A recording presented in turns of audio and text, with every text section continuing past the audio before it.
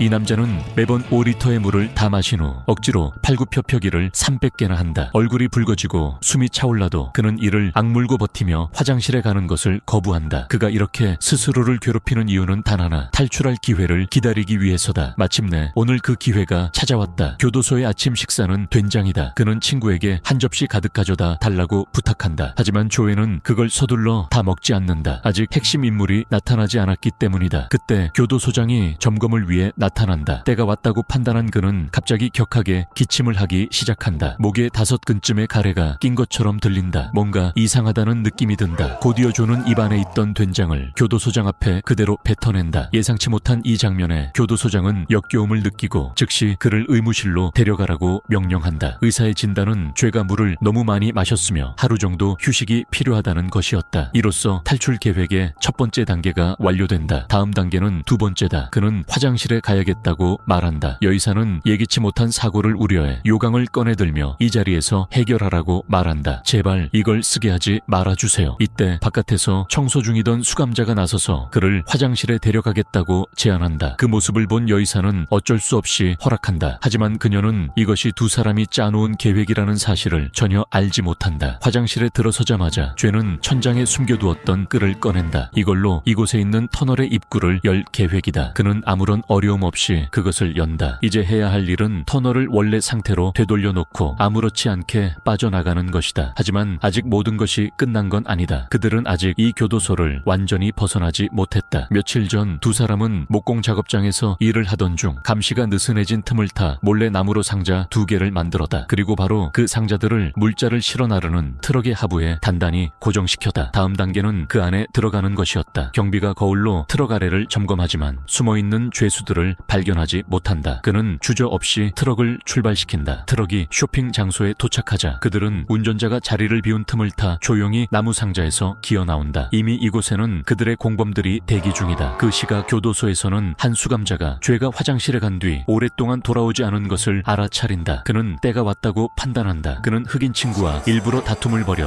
혼란을 유도한다. 그들은 일부러 소란을 일으켜 경비들이 자신들을 진압하게 만든다. 이렇게 하면 교도소장의 시선은 온전히 이쪽으로 쏠리게 된다. 탈출한 죄에게는 더 이상 관심이 향하지 않는다. 그가 향하는 다음 목적지는 경마장이다. 하지만 그들은 경주를 보기 위해 온 것이 아니라 그곳에 있는 금고를 털기 위해 와다. 죄는 원래 이 일에 동의하고 싶지 않았다. 이미 오래전에 범죄에서 손을 뗐고 몇 달 후면 감옥에서 풀려날 수 있었기 때문이다. 그는 마당에 9만 달러를 숨겨 놓았기 때문에 위험을 감수할 필요도 없었다. 하지만 클라이드는 그의 남동생이 이미 그 돈을 파냈으며 지금은 그 남동생조차 행방불명이라고 말한다. 다른 방법이 없다. 출소 후 좋은 삶을 살기 위해서라도 그는 이 일에 참여할 수밖에 없다. 죄가 탈출할 수 있도록 돕기 위해 실라이드는 일부러 슈퍼마켓에 차를 들이받고 라면 2봉지를 훔쳤으며 그 결과 90일형을 선고받고 감옥에 수감되었다. 지금까지 계획은 매우 성공적이었다. 하지만 돈을 손에 넣은 후에도 다시 감옥으로 돌아가는 방법을 찾아야 하기 때문에 시간은 매우 촉박하다. 금고의 구조를 파악하기 위해 2명의 수감자는 익명에 보낸 사람 이름으로 여성 직원에게 생일 케이크를 보내다. 그들은 그녀의 차를 일부러 망가뜨려 집으로 운전해 갈 수 없도록 만들었다. 결국 그녀는 생일 케이크를 사무실에 두고 가야 했다. 다음으로 두 사람은 수리공으로 위장하고 금고 아래로 몰래 숨어 들어가다. 그들은 미리 잡아놓은 바퀴벌레들을 파이프 안으로 모두 쏟아부었다. 곧이어 이 바퀴벌레들은 냄새를 따라가 생일 케이크를 찾아냈다. 다른 방법이 없었던 여직원은 해충 방제 전문가를 불러야 했고 두 사람은 그 틈을 타 조용히 그들 사이에 섞여 들어갔다. 이렇게 그들은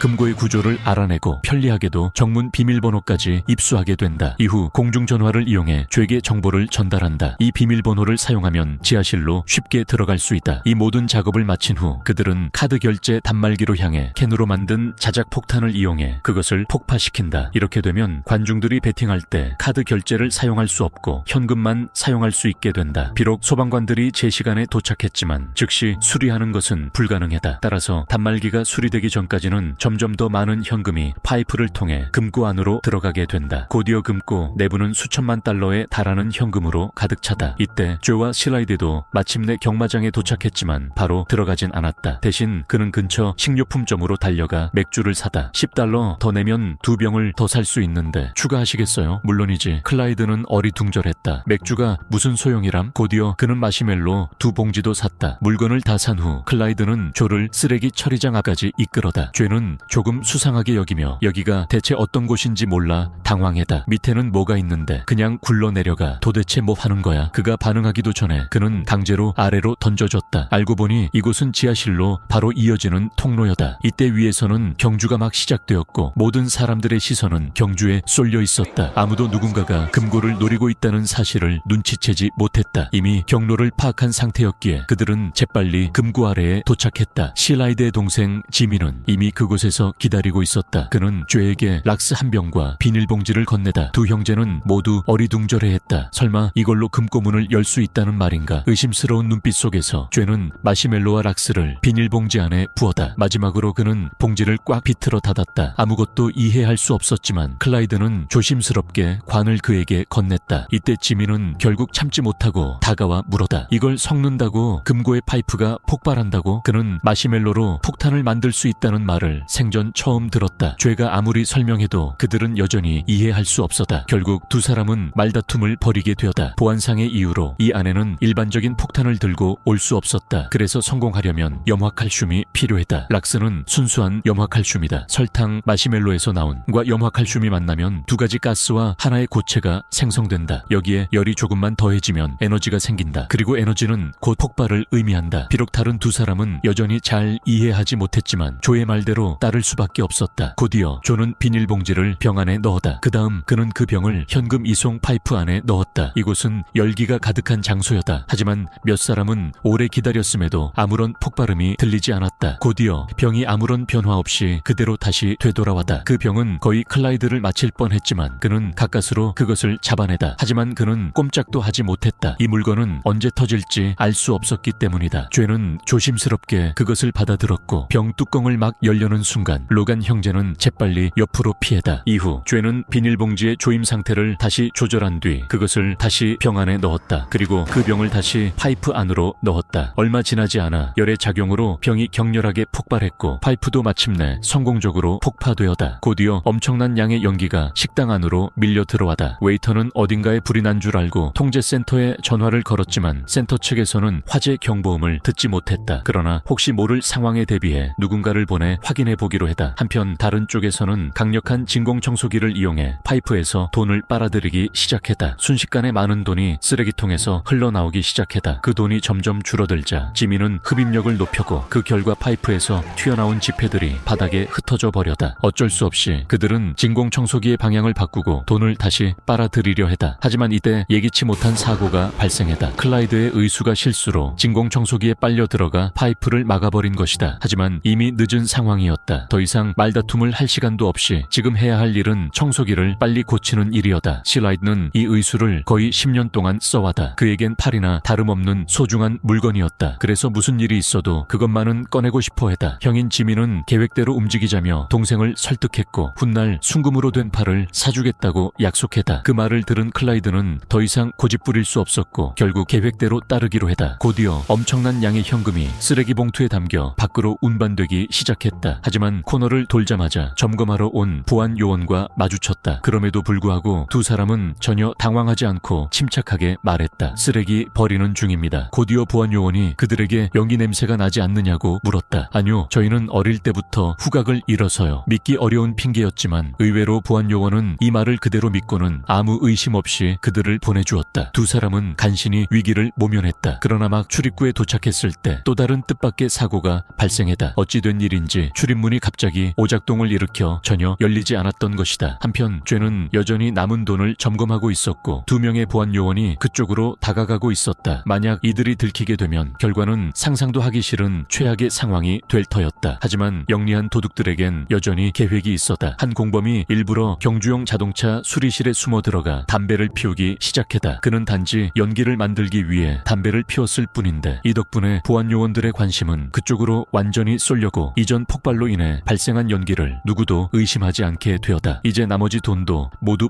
포장되었지만 그 돈을 운반하기로 한 두 사람이 아직 돌아오지 않은 상태였다. 죄는 점점 더 초조해졌고 결국 직접 나서서 상황을 확인하러 뛰어가다. 지금 이 순간의 1분 1초 지연도 큰 위험이었고 위에 레이스가 끝나기라도 한다면 직원들이 금고를 확인하러 올 것이 분명했다. 죄가 현장에 도착했을 때 두 사람은 멍하니 문 앞에 서서 아무것도 하지 못하고 있었다. 죄가 도착했지만 문은 여전히 열리지 않았다. 있었다. 상황은 그대로였다. 다른 한편 지민은 죄가 너무 오랫동안 돌아오지 않자 결국 더는 기다릴 수 없어 출입구 쪽으로 달려가기 시작했다. 공교롭게도 가는 길에 2명의 보안요원과 정면으로 마주쳤다. 혹시 연기 냄새 안 나요? 영희요. 전 그냥 자동차 경주에서 나는 영희밖에 안 나던데요. 그는 기지를 발휘해 자연스럽게 위기를 모면했고 곧장 동료들이 있는 곳에 도착했다. 전선을 뽑으면 될 거야. 쇠사슬이 걸려 있었다. 한참을 만져본 끝에야 이들은 정말로 체인이 꽉 끼어 있었다는 것을 알게 되었다. 겨우 체인을 풀어낸 후 운반 담당자들은 다시 이동을 시작했고 조에와 지민은 금고 쪽으로 되돌아갔다. 그 사이 클라이드는 여전히 자신의 의수를 찾고 있었지만 이제 시간이 정말로 촉박했다. 심지어 로건의 여동생 멜리마저 이 상황에 뛰어들어 도움을 주기 시작했다. 잠시 후 지미가 마침내 동생의 의수를 찾아냈다. 돈은 모두 쓰레기통에 넣었고 그 후 그는 죄가 벽에 적어놓았던 화학식을 말끔히 지워버렸다. 그 다음 단계는 금고로 연결된 관을 다시 원상복구하고 모든 지문을 말끔히 닦아내는 일이었다. 지미는 정말로 치밀하고 조심스러웠다. 그들이 손댄 모든 흔적들을 그는 여러 번 반복해서 철저히 닦아냈다. 경찰이 나중에 어떤 방식으로 추적하더라도 증거는 전혀 남기지 않도록 준비한 것이다. 하지만 훔친 돈을 바로 가져가는 것은 불가능했다. 그들은 돈을 봉투 단위로 구분해서 표식을 남긴 뒤 쓰레기와 함께 땅속에 묻어두기로 했다. 레이스가 끝난 후에 다시 와서 파내면 되는 구조였다. 이제 남은 문제는 죄가 어떻게 조용히 감옥으로 돌아갈 것인가였다. 하지만 이 또한 이미 계획되어 있었다. 이를 위해서는 감옥 안에 있는 협력자들의 도움이 필요했다. 먼저 감시 카메라는 참기름을 발라 시야를 가렸고 식판과 알루미늄 포일로 창문을 완전히 밀봉했다. 이 모든 조치는 교도소장이 안에서 벌어지는 일을 볼 수 없도록 하기 위함이었다. 그리고 TV에 나오던 경기가 막바지에 이르렀을 때 조의 복귀 작전이 시작되었다. 한 죄수가 교도관에게서 금속 막대를 훔쳐 그것을 휴지로 감싼 뒤 콘센트에 꽂아 불을 붙였다. 이 작은 불씨 하나가 교도소 식당의 화재 경보를 울리게 만들었다. 비록 교도소장은 분노했지만 죄수들 사이에 예상치 못한 사고가 생기는 걸 막기 위해 결국 소방대를 부르게 된다. 바로 그 순간 죄와 실라이드는 소방관으로 위장한 차에 대기하고 있었다. 소방차가 출동하자마자 그들은 조용히 소방차에 숨어 올라탔고 그 차를 따라 교도소로 다시 복귀했다. 소방관들이 차에서 내려 화재 진압에 들어가는 순간 죄와 실라이드는 슬그머니 소방차에서 내려 조용히 의무실로 복귀했다. 소방대는 급박한 마음으로 식당에 도착했지만 곧 이 모든 것이 죄수들의 장난이라는 것을 알게 되었다. 하지만 소방대원들은 화가 머리끝까지 났음에도 불구하고 억지로 분노를 눌러가며 형식적으로 소화기로 쓰레기통에 분사했다. 잠시 후 여의사가 병동을 확인하러 왔을 때 죄는 이미 얌전히 침대에 누워 있었다. 그녀는 불과 몇 시간 전 죄가 나가서 강도 사건을 벌였다는 사실은 상상조차 하지 못했다. 한편 수사관들이 사건 현장에 도착했지만 이미 너무 늦은 뒤였다. 어떠한 단서도 발견되지 않았고 수천만 달러가 스플롯 흔적도 없이 사라져버린 상태였다. 하지만 단 하나의 목격자가 있었다. 그는 과거 클라이드와 앙금이 있던 경주 선수로 그와 동료가 두 사람이 지하 터널을 통해 도주하는 장면을 목격했다. 그리고 그 과정에서 폭행까지 당하게 된다. 이 제보를 받은 수사관은 즉시 교도소장에게 연락을 취했다. 그러나 교도소장은 교도소 내부에서 일어난 사건이 외부에 알려지면 자신의 자리가 위태로워진다는 사실을 잘 알고 있었다. 그래서 그는 죄수 폭동 사실을 숨기고 죄는 한 번도 감옥을 벗어난 적이 없다고 거짓말을 했다. 수사관은 누구 말을 믿어야 할지 알 수 없었고 결국 수사는 교착 상태에 빠지게 된다. 하지만 그 직후 더 이상한 일이 벌어졌다. 지미는 도주 후 현금이 든 트럭을 주유소로 몰고 갔고 몇 분 뒤 직접 경찰에 신고했다. 그 결과 경찰은 2천만 달러를 회수할 수 있었다. 그리고 이 모든 일을 마친 지미는 조용히 자취를 감추었다. 레이스트랙의 소유주는 회수된 일부 돈 외에 보험사에 1억 달러의 보상금을 청구했다. 얼마 후 클라이드는 형기를 마치고 출소하게 된다. 마침내 돈을 쓰며 부유하게 살 수 있을 거라 생각했던 그 순간 멜리는 그에게 충격적인 소식을 전했다. 지미가